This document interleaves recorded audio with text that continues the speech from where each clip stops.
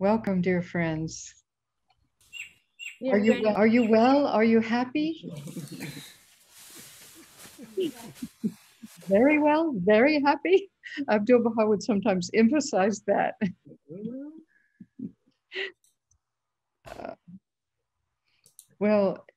Today is the last day for Tim and I to be here at Greenacre, but we'll be with you every day from Texas starting tomorrow.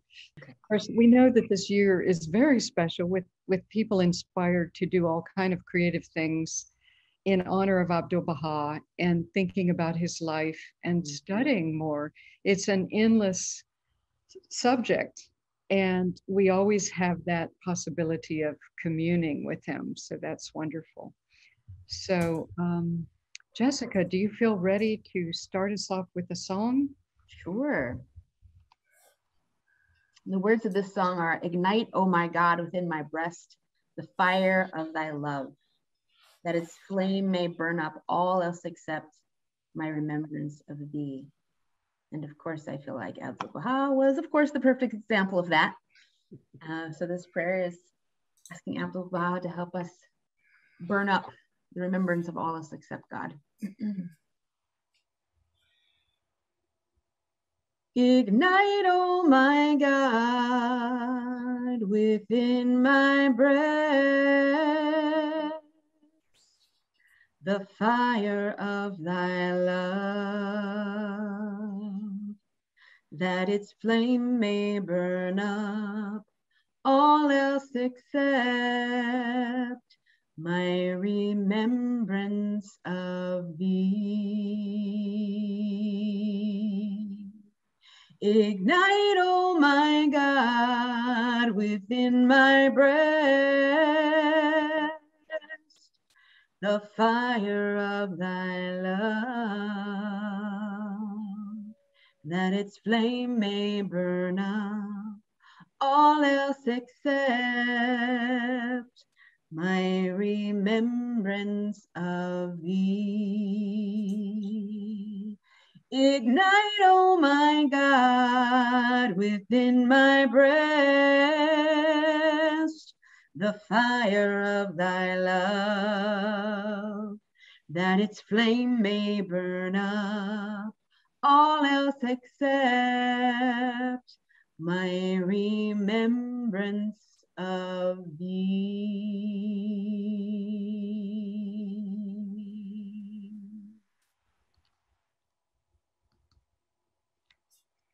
Thank you so much, Jessica.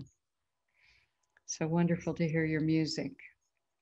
So today is day 3, which was a Sunday, August 18th, 1912. Here's a photograph of Abdu'l-Bahá at Greenacre. And we'll start off with Mahmoud's diary selection. So do we have a volunteer? Maybe Saeed would like to read it. Oh, I just came in the door, so I'm just sitting down. Okay, so I should read now? If you like to. Okay. Mahmoud writes, "It was a rainy day. The master was occupied until noon counseling the friends to devote their time in teaching the cause of God and advising them not to interfere in the affairs of the Greenacre Fellowship. Lunch was prepared by Miss Kenny. Abdu'l-Bahá said, 'A little soup would have sufficed me. A variety of foods makes me ill.' In the afternoon, Abdu'l-Bahá gave an impressive talk to a gathering of liberal-minded visitors concerning the renewal of religious laws and the oneness of manifestations of God. The wonderful impression was produced on the whole audience as his melodious voice rang with majestic tones, moving the chairman of the conference to tears. As the master was offering a prayer, one lady stood up and then fainted. When she regained consciousness, she said that the power of the meeting overwhelmed her. It seemed to her that everyone in the audience was flying in heaven.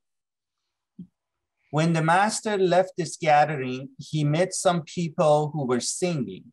He said to them, We listen always to your terrestrial music. Now it would be well for you to give ear to our celestial songs. After seeing to things in the kitchen, he came out to meet a number of friends who had come to seek his advice on personal matters.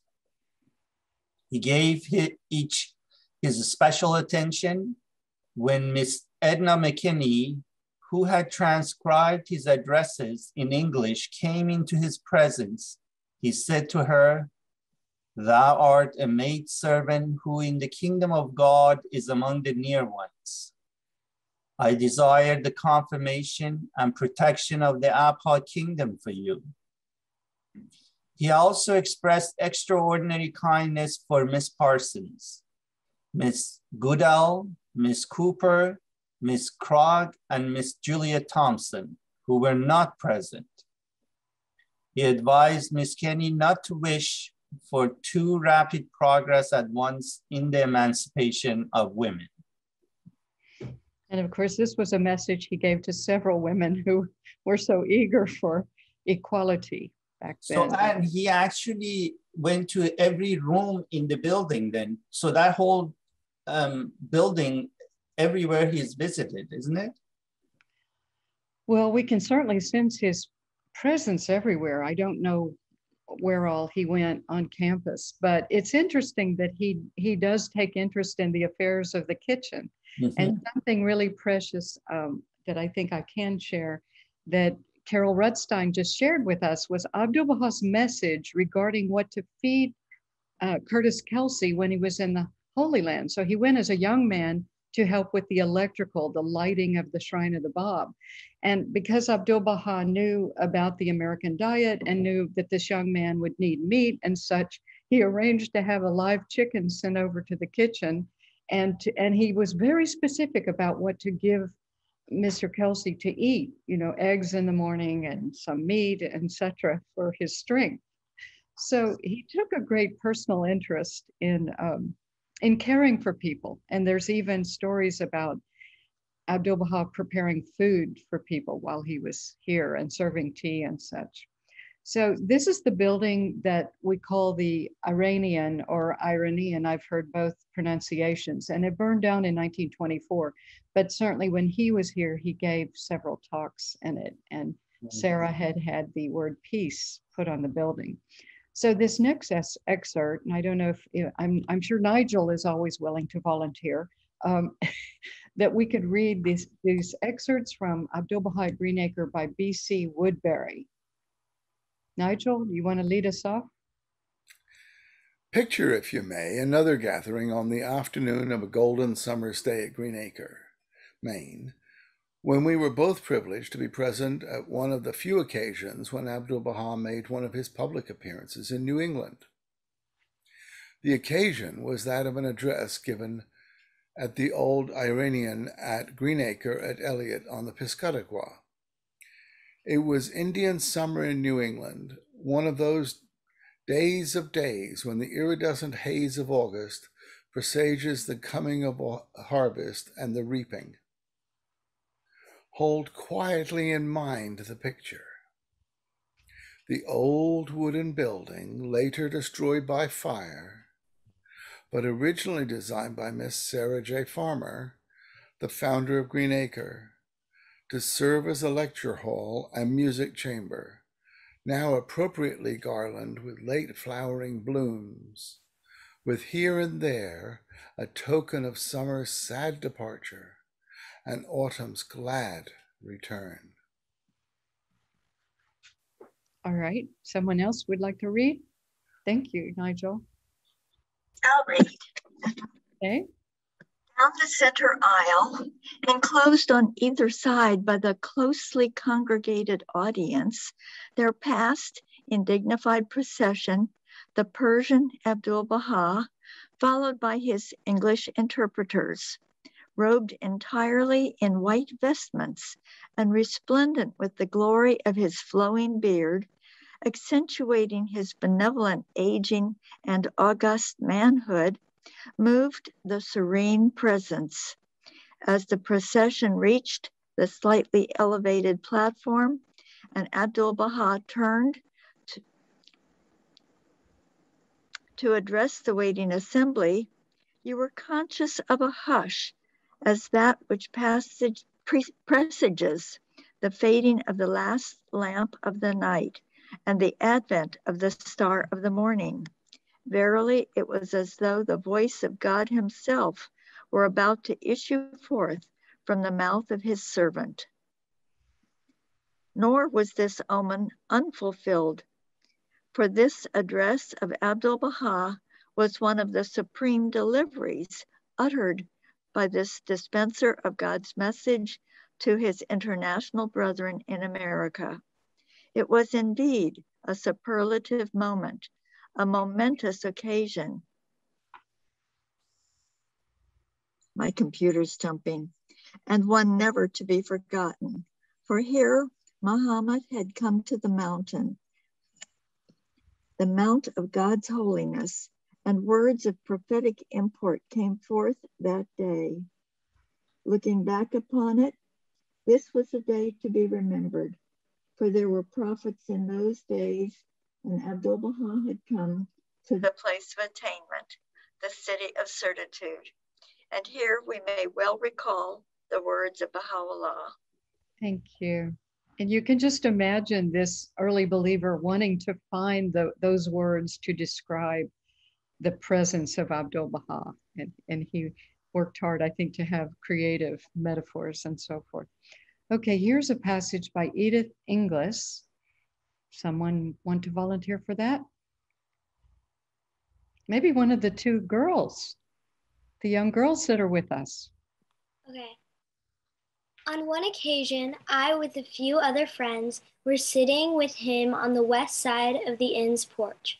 As an interlude in our conversation, a young girl of 7 or 8, a daughter of Mrs. Morse of Boston, danced a fancy dance for him to which he applauded, then turned to Mr. Rimmy, who was with us, said, "Mr. Rimmy likes to dance. Won't he and Mrs. Stansel dance for me?" Nothing more incongruous could be imagined than this little stout old lady trying to keep step with Mr. Rimmy. I tried it a few times. So what a precious memory. And just imagine if you were to dance for Abdu'l-Bahá or do a little skit or something that, you know, that he would be so appreciative, I think. So thank you. And here's, I'm not sure who this lady is, but I sort of imagine that she might be Edith, Inglis. Maybe Roseanne or someone can identify some of these people. Okay, this is the last one I have for today. It's by Harlan Ober, another part of that passage. I think we read part of it yesterday, a glimpse of Greenacre at the time of the visit of Abdu'l-Bahá. Who would like to be our final reader today? I will. Okay. I'll read. Glimpse of Greenacre at the time of Abdu'l-Bahá. In Abdu'l-Bahā's addresses, of which we have recorded, in his private talks with many individuals, he raised the call of the kingdom of Abha. His talks dealt with reality and gave a new direction to Greenacre. Abdu'l-Bahá talked of means of acquiring knowledge, there being 4 criterion or standards of judgment by which the human mind reaches its conclusions. All 4 must be applied. When we apply but one test, there are possibilities of mistake. This is self-evident and manifest. The subject of love, which had been suggested, submitting it to the 4 standards of judgment and thereby reaching our conclusions. Thank you. If you remember, those of you who were here the first day was when he gave that talk about the 4 criterions and looked at love in light of those 4. So now our questions. What was the weather like on day 3 of his visit? Rainy. Rainy, okay. But today it is sunny and lovely here. What did Abdu'l-Bahá advise Mrs. Kenny not to wish too hard for? The emancipation of women to be rushed. Exactly. And it's interesting how at some points you know, he gave a vision of the future, giving us a great sense of equality and what would come, and how the men addressing the women would praise them and so forth. And then at other times he cautioned people, because I think they probably got very excited to hear these things. And then he had to caution them, well, you know, a little patience is needed. It won't come about immediately. Okay, what kind of songs did Abdu'l-Bahá hope people would listen to? Celestial. Celestial.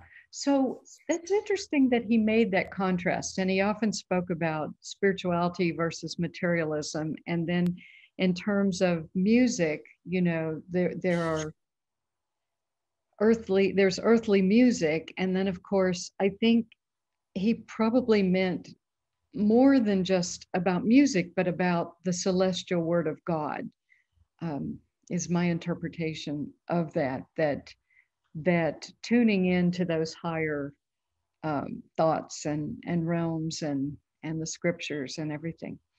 Okay, can you remember the impact Abdu'l-Bahá had on two individuals? Okay, think back to Mahmoud's description about the woman in the audience who was going to offer a prayer, and what happened?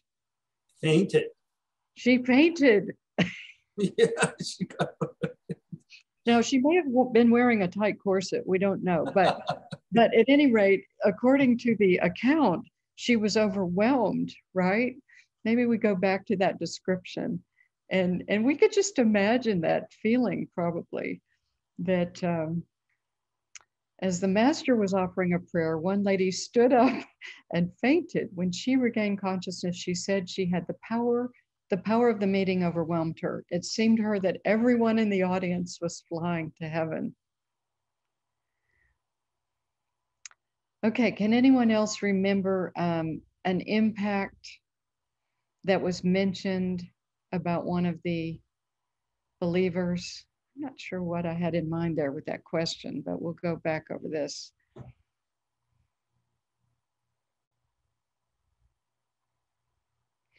Certainly this passage about you were conscious of a hush when he entered.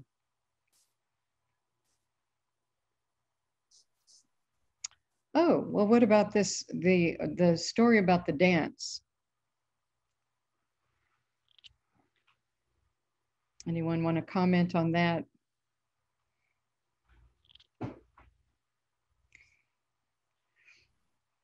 It's not just any dance, it's a fancy dance. And I thought it was read and enunciated so beautifully. Yes, it was. And that was perfect, because it was about a girl of 7 or 8. So maybe she was a dancer and had a little performance to offer. And then he somehow knew about Mr. Remy, that he enjoyed dancing. So it must have been kind of comedic. Yeah, that really made me laugh. Nothing could be more incongruous than this stout little old lady trying to keep up with Mr. Remy. That really made me laugh. Right. Okay, review question. What subject did the master apply the 4 criterions of judgment to on day 1 of his visit? Love. I see the hearts. Okay. Well, why don't we have a little bit of time left. I think he didn't give talks on day 3. Now some more talks are coming for future days, but does anyone have any favorite stories about Abdu'l-Bahá you'd like to share? Or certainly if anyone would like to share a quote or a prayer or a song. Okay, Diane. I have a question. The comment that he would have sufficed with a simple soup and too many foods made him ill. Is that someplace that I can find it and read it? It's in Mahmoud's diary. Oh, perfect. Thank you so very much. I'll get there shortly. Oh, good. I'm reading that one right now. I'll get there. Okay, and it's on day 3 of the Greenacre story. Yes, Nigel? Can I go off piece slightly and go back to Saturday's meeting that we had? What a wonderful thing it was. And if anybody hasn't seen it, wasn't there, when it comes out and Jessica puts it up, please go and watch it because it's fabulous. But but going back to Fred Mortensen, who had a rough few years and then traveled to see Abdu'l-Bahá by rail, as it were. What happened to him in the later years? Does anybody know? Yes, he lived quite a while, and he had a family, and he was very devoted to the cause. And at one point, he was given the task of taking money over to Haifa.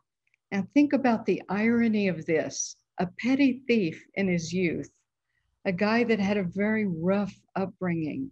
And it's either day 4, I think it's tomorrow or the next day, where we'll have the story of Fred Mortensen.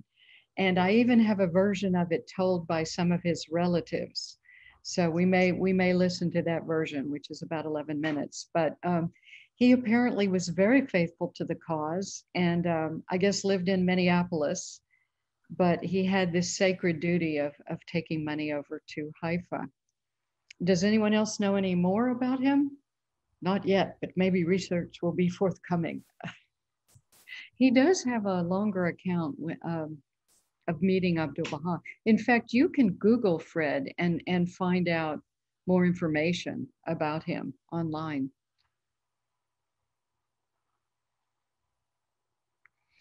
Who else has a thought, a question, a prayer, something to share, a story that you love? I do have a question. I don't know if anyone knows, but right before Abdu'l-Bahá came to Greenacre, he was in Dublin, New Hampshire for quite some time. And I know he stayed in the farmhouse of Agnes Parsons right on the Dublin Lake. I just went there for the first time a couple of weeks ago, and I was just curious if anyone knows if that home still exists. We filmed there, right, Tim? We filmed at the boathouse where he met with the servants. So I'm not sure that we didn't film at the house, did we? No, just the inn. The Dublin Inn is there, and he did the Dublin Inn. Mm-hmm. And we have a story about that day if you want to hear our story. Sure. Well, when we were at Greenacre, we were filming here, and I had prayed to find an antique car. But all that weekend there was an antique car convention, and all the antique cars were busy that weekend. But we went to the general store in Elliott, and someone said, well, down the road is a house where there's an antique car in the garage. So we went up to the house and knocked on the door, and the man was very kind and offered to show us his car and drive us around Elliott. But it was a car from the 1920s. And I said to my husband, well, that's okay. You know, it looks old. No one will know. And he said, everyone will know. Don't you know the difference in a 1970 car and a 2010 car? And I said, no. Well, at any rate, so we could only use the car from the inside. And we shot as the man drove on country roads, you know, wearing the costume and the hat. And I sat there sort of as a symbolic Sarah Farmer figure. We shot the inside of that car. And the very next day we were in Dublin, and it was a perfect day. The sunshine, everything was perfect about it. And so we went from the Dublin Inn up to the church, and we were coming back, and my husband saw an antique car from 1913 parked in the general store next to the inn.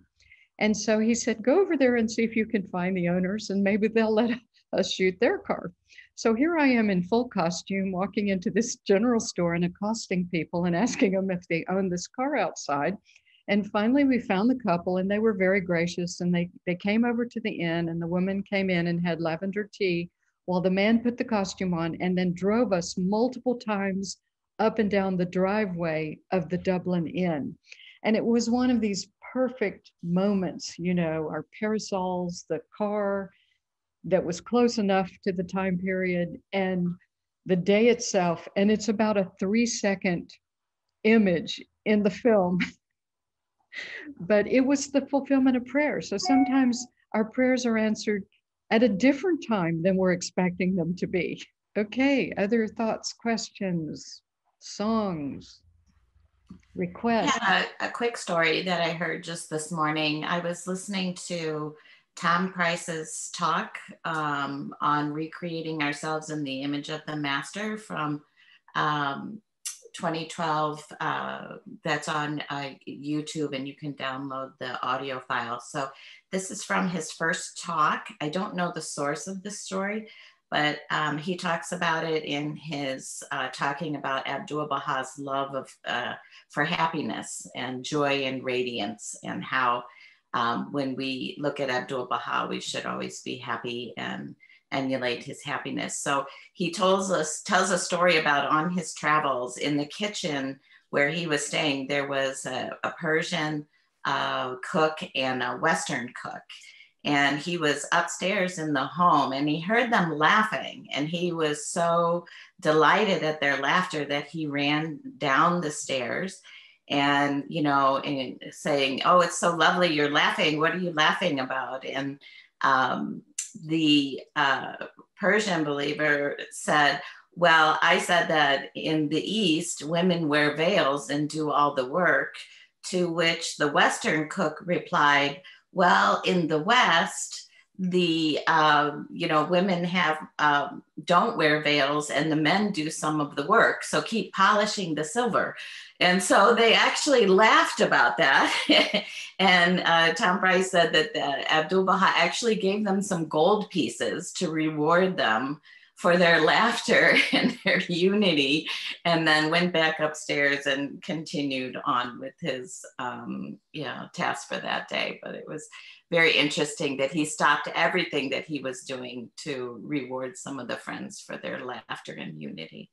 Oh, what a wonderful story. That's great. Well, I know Jessica's very busy, but I'm hoping she'll learn this song called the Happy Song. And if you want, I can play it right now. And this would be especially to inspire Jessica at some point, because it is a quote about Greenacre. Is that okay if I share that? Of course. Okay. Let's see, let me bring up the, okay, hold on. Okay. Find it on YouTube. While you're looking, can I ask Jessica a question? Sure. I was not able to find these talks on the story section of the website. What am I not doing? Do you mean the recordings? No, I wasn't looking for the recordings. I thought that the readings were posted there. The PDF. Uh-huh. Can I share a screen real quick, Anne? Oh, sure. Just want to show everybody how to do it here. Okay. How to access.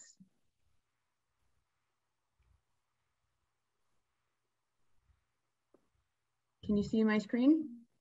Yep. Okay, so I'm in the stories section right here. Right. Just click on stories. Don't click on any of these here. These are subcategories. Just click on stories.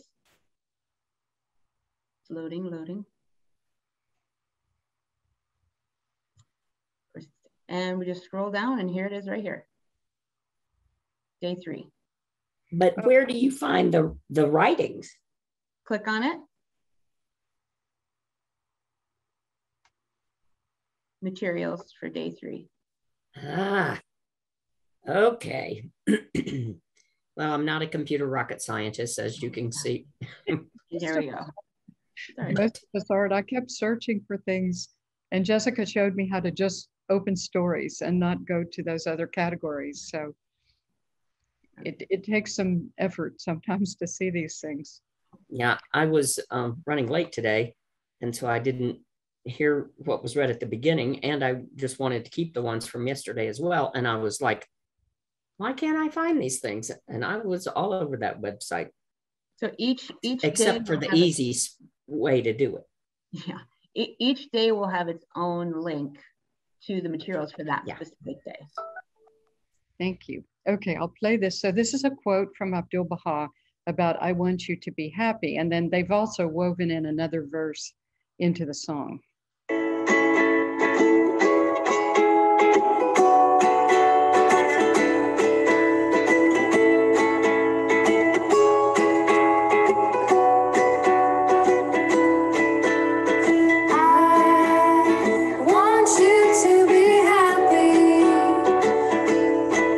So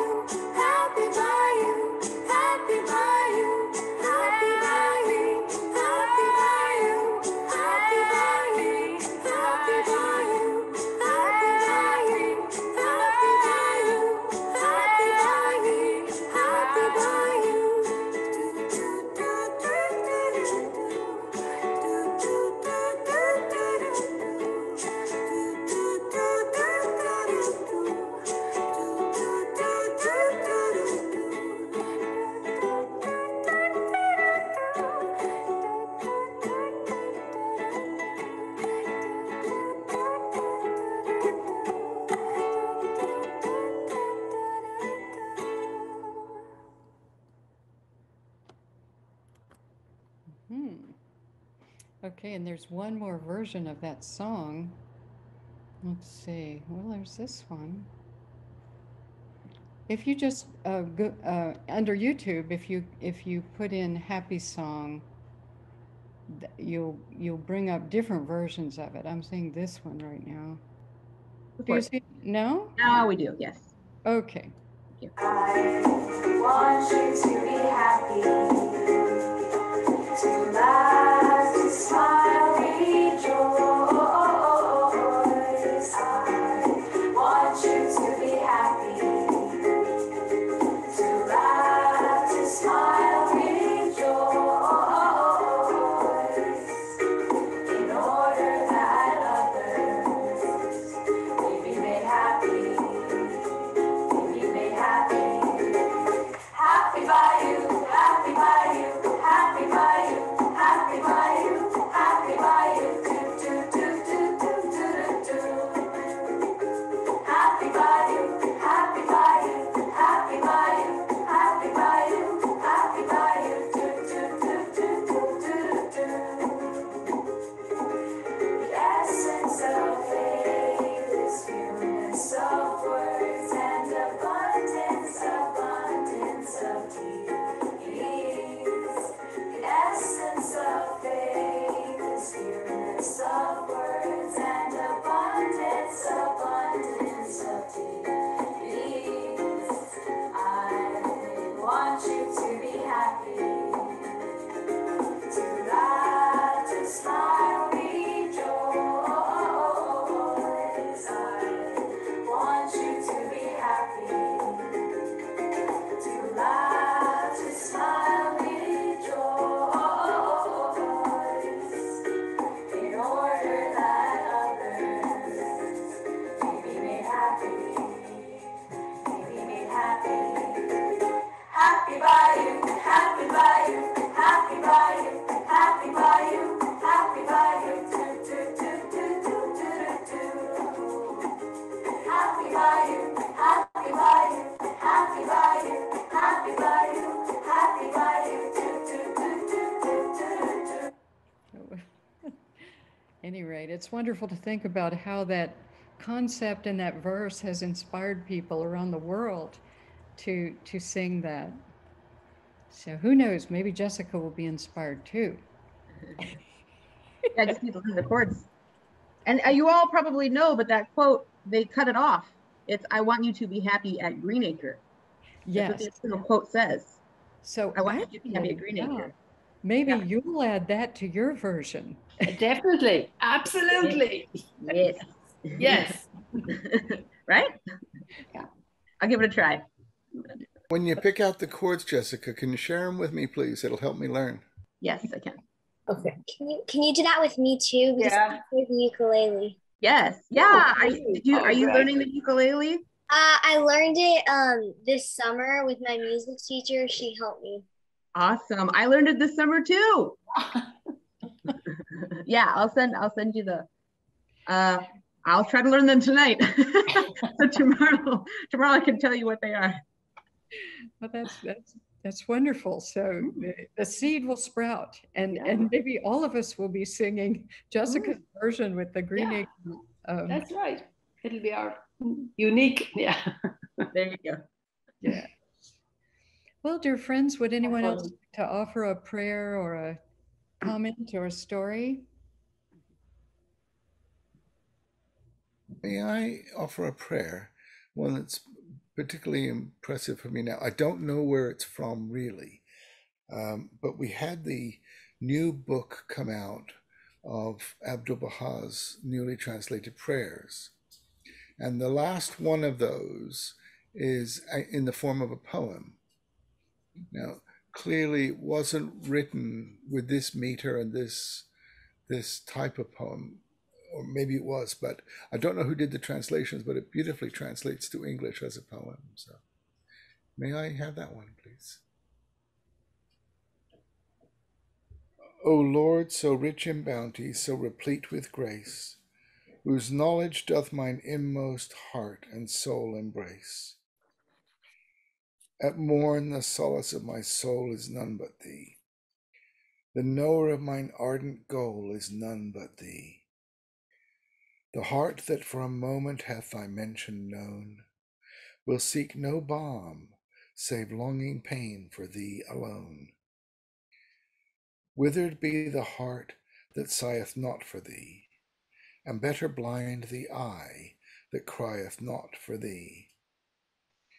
In all mine hours of deepest gloom, O Lord of might, my heart hath thy remembrance for a shining light. Do through thy favor breathe thy spirit into me, that what hath never been may thus forever be. Consider not our merit and our worth, O Lord of bounty, but the grace thou pourest forth upon these broken-winged birds, whose flight is slow. Out of thy tender mercy, new-found wings bestow.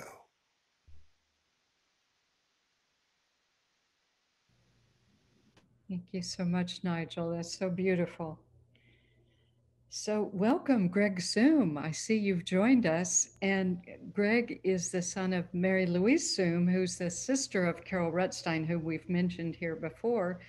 And they are both the daughters of Curtis Kelsey. And I've been telling a few stories since we've been with Carol here. But this morning, we actually took Carol up to Abdu'l-Bahá's room, and she hadn't been up there since before the pandemic started. And she was just quivering with joy to be back in Abdu'l-Bahá's room and to say prayers there. So I thought of Mary Louise when I was up there in the room. So welcome, Greg. So there's all these wonderful connections, dear friends. We're not alone. And one of the things I felt when we finished working on Luminous Journey and Abdu'l-Bahá had left America in 1912, 100 years ago, I was kind of sad. And then I thought, well, I can just jump on the boat with him and go to England and back to France and all these places. And so, you know, it's a timeless journey. We don't have to feel stuck in any one place in it. There's so much to learn about the larger journey and of his life and of his time in the West. So it's again an endless pursuit. But I remember realizing that, and then when I read that quote about, he said, "I'm always a traveler to America." So he's always here, coming, about to come, having come. You know, in the spiritual world, we're not bound by those sense of time and space. So it's a wonderful thing, and how great that we're all connected through a love for Abdu'l-Bahá and an interest in his time here. Any further thoughts? We have 3 minutes left, according to our official time. I have a very short comment that you just made me think of. As I was reading Abdu'l-Bahá in London, at one point, somebody asked him to please bless each of the rooms in the inn. Now, I was reading this while I was in a hotel, but I was thinking, wouldn't it be wonderful to stay in a room that Abdu'l-Bahá had blessed? At which point I realized any room in which I pray a prayer of Abdu'l-Bahá, he is blessing. And therefore, the very room in the very hotel where I was sitting suddenly felt to me blessed by Abdu'l-Bahá. It's a wonderful thought. Thank you so much for sharing that. Wherever we are, right? We can feel that blessing. Thank you so much, Diane. I can't tell you what joy it brings me to see your smiling faces. It's like the joy comes out of your eyes, people, and it makes other people happy. So thank you. Even on Zoom. Even on Zoom. That's right. Greg, are you still in Texas?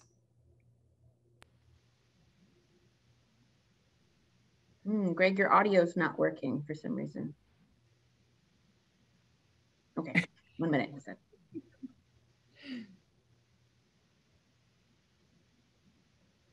Keep going, keep going. Well, what's great is we do have people, I know we have people UK, Canada, Ireland, and the United States, and now Texas. And Denmark. And are you in Denmark? Yes. Oh, Pauline, fantastic. Denmark.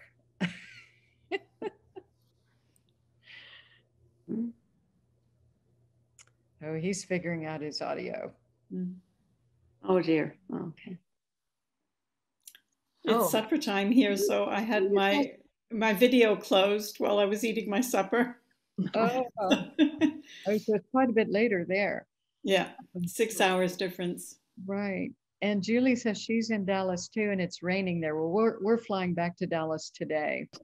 Yeah. Well, friends, it was lovely to spend this time with you.